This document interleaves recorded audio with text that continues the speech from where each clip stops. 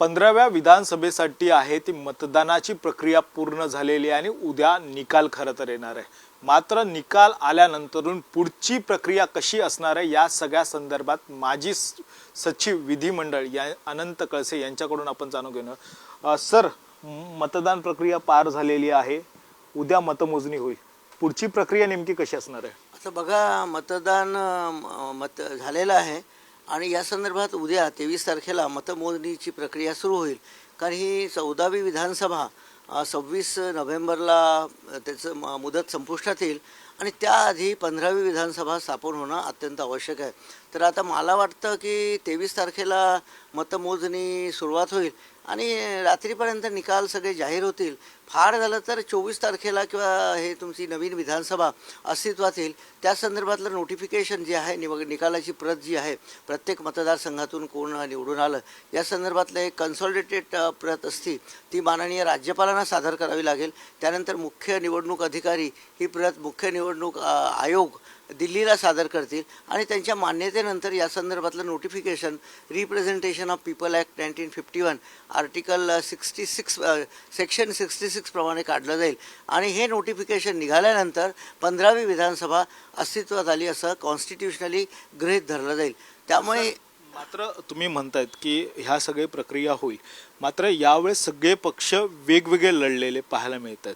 कारण की जरी यांनी महायुती असेल या महाविकास आघाडी केली असली तरी 6 पक्ष निवडणुकीच्या रिंगणात आहेत।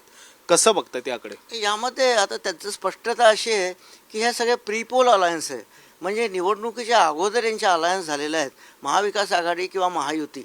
त्यामुळे या कुठल्या तरी 3 पक्षाचं आहे आणि बाकी काही अपक्ष वगैरे आहे किंवा बाकी इतर पक्ष आहे, या सर्वांचं कॉम्बिनेशन होऊन कुठल्या तरी आघाडीला बहुमत निश्चित मिळेल असं मला वाटतं।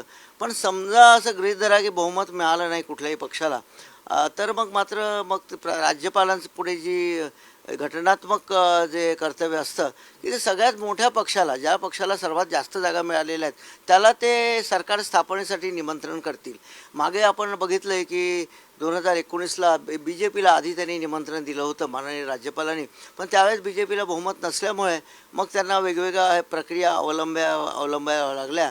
तर मला असं वाटतं की यामध्ये बहुमत मिळेल, पण समजा असं गृहीत धरा की बहुमत मिळालंच नाही कुठल्याही आघाडीला, तर मग ते सगळ्यात जो मोठा पक्ष असेल विधानसभेमध्ये, ज्याला सर्वात जास्त जागा आलेल्या असतील, तर त्याला ते बोलवतील सरकार स्थापनेसाठी। तो जर करू शकला नाही तर त्याच्यानंतरचा संख्याबळानुसार जो कोणी पक्ष असेल त्याला बोलवतील। ते जर करू शकले नाही तर मग मात्र राज्यपाल सगळ्या ॲव्हेन्यूज शक्यता पडताळून पाहतील आणि असं राज्यपालांना वाटलं, माननीय राज्यपालांना, की बाबा कुठलाच पक्ष सरकार स्थापन करू शकत नाही, तर मग त्यांच्यापुढे एकच पर्याय असतो, तो राष्ट्रपती राजवटीचा पर्याय असतो आणि ते मग केंद्राला माननीय राष्ट्रपतीला राष्ट्रपती राजवट लावा असं सांगतील आणि त्या दरम्यान मग ते प्रत्येक पक्ष काय अलायन्स करून, आघाड्या करून सरकार स्थापनेचं होऊ शकतं का या संदर्भात प्रयत्न करतील आणि काहीच झालं नाही शेवटी तर राष्ट्रपती राजवटीची मुदत जी असती आधी 6 महिने, नंतर परत 6 महिने, 1 वर्षानंतर मात्र निवडणुका घेण्याशिवाय आपल्याकडे पर्याय नाही, असं एकंदर घटनात्मक प्रक्रिया आहे। आणि जे सगळं सांगतायत, मात्र यामध्ये पहिला जो पक्ष असेल त्याला प्राधान्य दिलं जातं। मात्र सध्या जर चित्र बघितलं तर एक्झिट पोलनुसार काही ठिकाणी म्हणजे एक पक्ष भाजप गृहीत धरा या काँग्रेस यांना जर समसमान जागा आल्या तर पुढचा पेस कसा असणार आहे?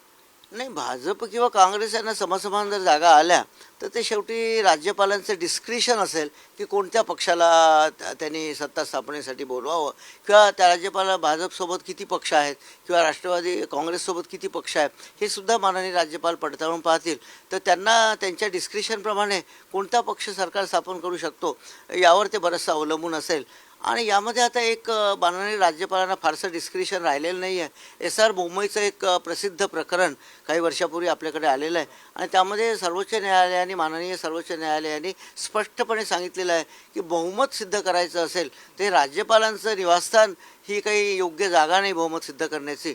त्यापेक्षा म्हणण्यापेक्षा कन्क्लुझिव्हली बहुमत सिद्ध करायचं असेल तर it's a floor of the house, म्हणजे विधानसभेच्या अधिवेशनामध्येच ते बहुमत सिद्ध केलं जाणं आवश्यक आहे आणि तसे मॅन्डेट सर्वोच्च न्यायालयाने दिलेले आहेत आणि त्या मॅन्डेटप्रमाणेच मागे आपण 2019ला आपण बहुमत सिद्ध करायला माननीय उद्धव ठाकरे साहेब त्यावेळेचे मुख्यमंत्री यांना सांगितलं होतं आणि त्यावेळेस ते बहुमत सिद्ध करू शकले नाही आणि पुढचा सगळं प्रकार हे सगळं महाराष्ट्राला माहिती आहे की मग सर्वोच्च न्यायालयामध्ये ते प्रकरण जाणं, त्यांनी राजीनामा देणं, मग त्यांनी काही डायरेक्शन देणं, अजूनही तो खटला प्रलंबित आहे, सबज्युडिस मॅटर आहे, त्यामुळे त्याच्यावर जास्त बोलणं काही उचित ठरणार नाही. ही सगळी प्रक्रिया सेट प्रक्रिया आहे, संविधानात्मक प्रक्रिया आहे. संविधानात्मक प्रक्रिया आहे म्हणजे जर समसमान झालं तर अधिवेशनात डायरेक्टली राज्यपालांना बोलवावं लागेल असंच म्हणायचं का? हो ना, इव्हन समसमान झालं तर राज्यपालांना प्रायमाफेसी असं वाटलं की या आघाडीला बहुमत आहे, त्यामुळे मग माननीय राज्यपाल 1 दिवसाचं किंवा 2 दिवसाचं अधिवेशन बोलवतील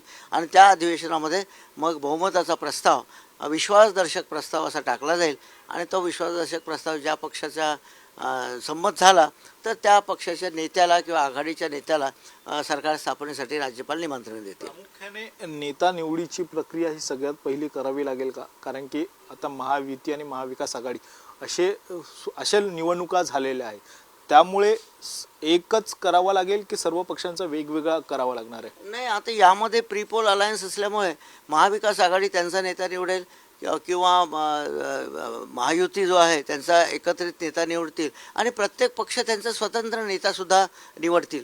त्यामधूनच मग हे चित्र स्पष्ट होऊ शकेल, कारण प्रत्येक पक्षाचा नेता मग पाठिंबा कोणाला देतो किंवा त्या आघाड्या कशा अस्तित्वात येतात यावर सर्व अवलंबून राहील. पण यामध्ये मला असं वाटत नाही की दोन्ही आघाड्या सक्षम आघाड्या आहेत, कुणाला तरी निश्चित बहुमत मिळेल असं याच्यामध्ये दिसते आणि फारसा पेच प्रसंग निर्माण होणार नाही असं मला सकृतदर्शनी वाटतं. तुम्ही ज्या पद्धतीने म्हणतात म्हणजे 2019 सारखा प्रसंग होणार नाही असं म्हणायचं काय? नाही, तसं नाही आहे, काहीही होऊ शकतं, कारण 19ला जी आघाडी होती ती फुटली होती.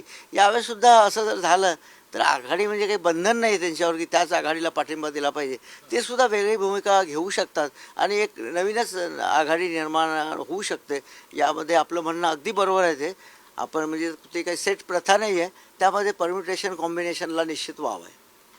नक्कीच आपण बघू शकतो की जर समसमान जरी झालं तर पहिलं अधिवेशन बोलवावं लागणार आहे आणि या अधिवेशनामध्येच बहुमत आहे ते सिद्ध करावं लागणार आहे. व्हिडिओ जर्नलिस्ट प्रवीणसह गणेश कवडे, साम टीव्ही मराठी, मुंबई. देश विदेशातील प्रत्येक घडामोडींचे लाईव्ह अपडेट मिळवण्यासाठी आता साम टीव्हीच्या सर्व सोशल मीडिया प्लॅटफॉर्मला लाईक, फॉलो आणि सबस्क्राईब करा. तसंच सर्व नोटिफिकेशनसाठी बेल आयकॉन प्रेस करायला विसरू नका.